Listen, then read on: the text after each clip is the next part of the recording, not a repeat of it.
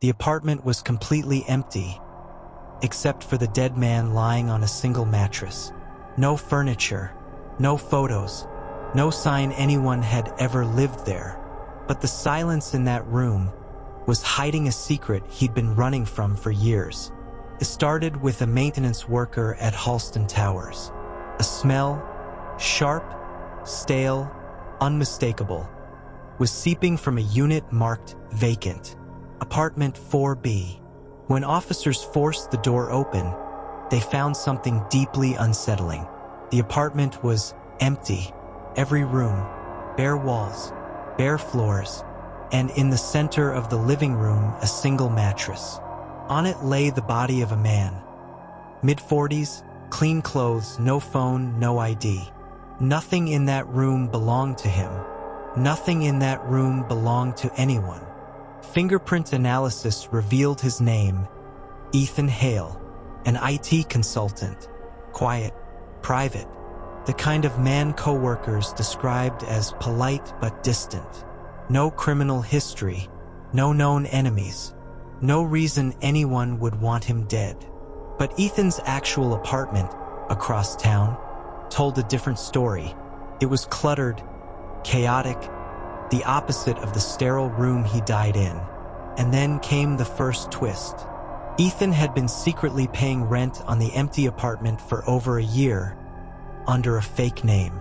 Detectives searched Ethan's belongings and found 2 laptops.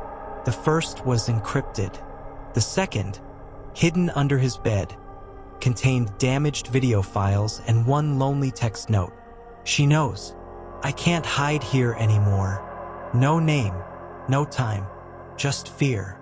Surveillance footage from the building revealed something else. Ethan visited apartment 4B only late at night, always alone, always carrying a black bag. Except for the night he died. A woman entered with him, face hidden by a hood.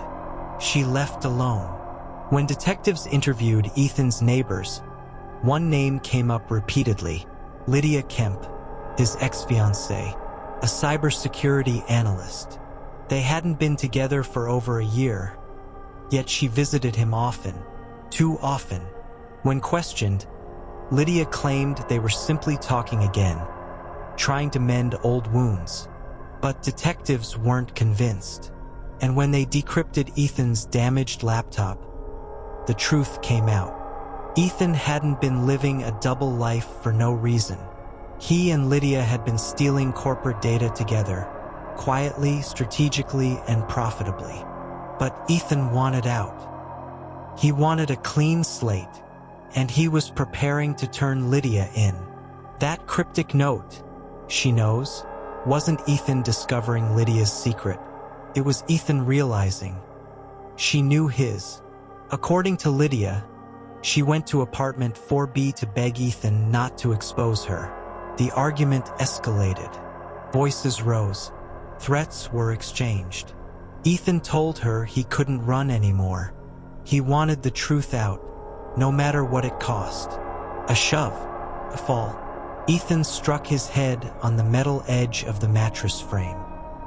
He never got back up. Lydia panicked.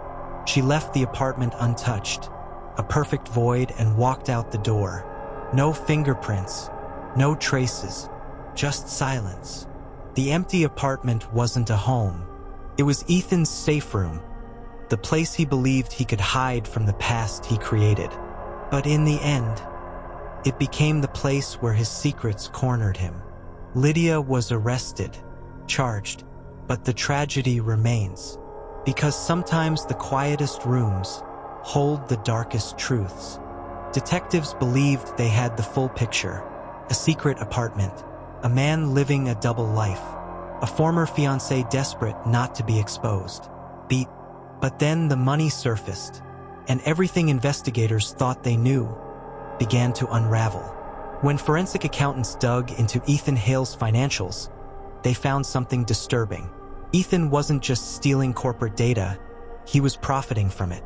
Large anonymous crypto transfers, wires routed through shell companies, over $480,000 deposited into accounts tied to Ethan's alias. But here's the part that didn't make sense. Ethan hadn't touched the money. Not once. Not a single withdrawal, purchase, or transfer. It just sat there, growing, waiting, beat, and hidden inside the metadata was something Ethan never meant anyone to find. A recurring reference number. The same 4 letters at the end of every transfer. MRGX. Investigators ran the code. It wasn't a company. It wasn't a bank. It wasn't anything legal. MRGX was an online handle, a username belonging to someone on the dark web, a broker known for buying stolen data and selling access to private networks, someone Ethan had been working with, someone he owed, and someone who didn't disappear when Ethan died. 3 days after the discovery of the body, police received an anonymous message. Ethan didn't finish the job. You're next. The sender? MRGX. When detectives confronted Lydia with the financial trail, she froze. She insisted she had no idea Ethan was making that kind of money. She knew he'd been stealing data, but she didn't know who he was selling it to. She was telling the truth, because Ethan had been keeping something from her. Something even darker. His decrypted files revealed it. Ethan wasn't just planning to expose Lydia, he was planning to expose MRGX too. He wanted out. He wanted to stop running. He wanted his life back. And the silent apartment? It wasn't just a hideout. It was where Ethan stored the evidence that would take both of them down. Proof of every transaction, every breach, every name. And that mattress? It wasn't the only thing in the room. Underneath it, investigators discovered Ethan's final insurance. A small black USB drive, wrapped in a torn piece of cloth. On it were files so detailed, so incriminating, that detectives realized the truth. Lydia wasn't the only person with a motive to kill Ethan. The footage showed Lydia entering the apartment with Ethan.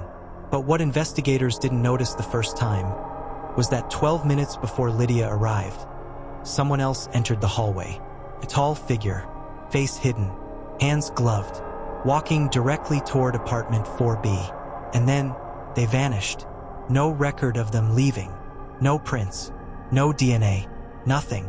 But their presence left a question lingering in the air. Was Lydia the only one in that apartment when Ethan died? Or had someone else been waiting in the shadows? Someone with far more to lose and far more to gain? The evidence suggested one terrifying possibility. Ethan Hale wasn't just killed because he wanted to expose Lydia. He was killed because he was planning to expose MRGX. Someone who still hasn't been identified. Someone who knew Ethan's secrets better than anyone. Someone who might have been watching the entire investigation unfold. Someone who might still be watching. The silent apartment wasn't silent anymore. It was a battleground between the life Ethan lived and the truth he died protecting. Lydia thought she ended this story, but the files Ethan left behind say otherwise. And in those encrypted shadows, the name MRGX waits. And if Ethan Hale's death teaches us anything, it's that the quietest rooms hide the loudest monsters.